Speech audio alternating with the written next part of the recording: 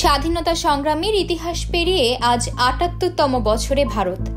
স্বাধীনতা দিবসে লালকেল্লা থেকে এই নিয়ে টানা ১১ বার ভাষণ দিলেন দেশটির প্রধানমন্ত্রী নরেন্দ্র মোদী। তবে স্বাধীনতা দিবস বছর বছর আসলেও এই বছরটা আলাদা। স্বাধীনতার আগের রাতেই পথে নেমেছিলেন নারীরা, গোটা বাংলার অসংখ্য নারী। সূর্য ওঠার আগ পর্যন্ত চলেছে তাদের স্বাধীনতার আন্দোলন। স্বাধীনতার মধ্যরাতে নারী স্বাধীনতার জন্য মেয়েরা রাত দখল করো কর্মসূচির ডাক দেওয়া হয়েছিল প্রথমে শহরের ৩ জায়গায়। রাতের কলকাতা তার সাক্ষী থেকেছে। মধ্যরাতের সন্ধিক্ষণে স্বাধীন হয়েছিল দেশ ৭৭ বছর আগে। ৭৮তম স্বাধীনতা দিবসে বাংলা জুড়ে মেয়েদের স্বাধীনতার এক অনন্য গল্প রচিত হলো। সম্প্রতি আরজিকর মেডিকেল কলেজ হাসপাতালে এক চিকিৎসককে ধর্ষণ করে খুনের ঘটনার পরে রাজ্য প্রশাসনের ভূমিকা নিয়ে প্রশ্ন তুলেছেন নাগরিকেরা।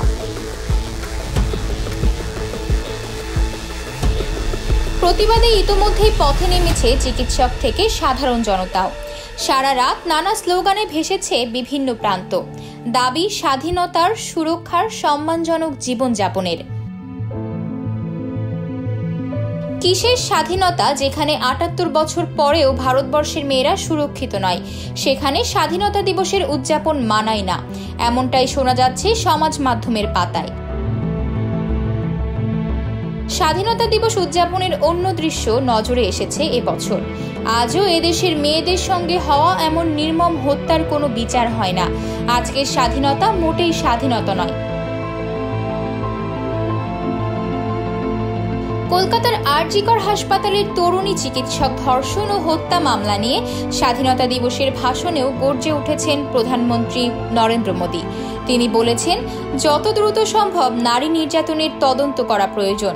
যারা মহিলাদের বিরুদ্ধে জঘন্য কাজ করে তাদের শাস্তি হওয়া উচিত। আতকিয়া মাইমুনা, বার্তা 24।